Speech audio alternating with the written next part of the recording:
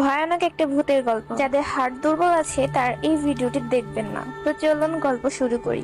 একদিন আমি বাজার থেকে আসার সময় একটা বট গাছের নিচ দিয়ে আসতেছিলাম।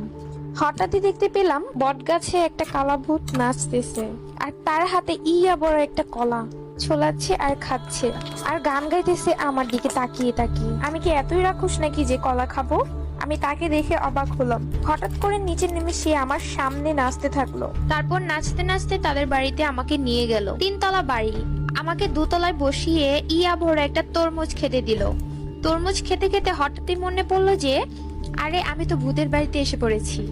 এ কথা মনে পড়তেই আমি তাড়াতাড়ি বাড়ি থেকে নেমে দৌড়ে আমাদের বাড়িতে চলে আসলাম। তখনও তরমুজটা আমার হাতেই ছিল। বাড়িতে এসে বিছানায় শুয়ে শুয়ে পুরোটা তরমুজ খেয়ে ফেললাম। ওমা, সকালে ঘুম ভেঙে সামনেই দেখি আম্মু বকা দিচ্ছে।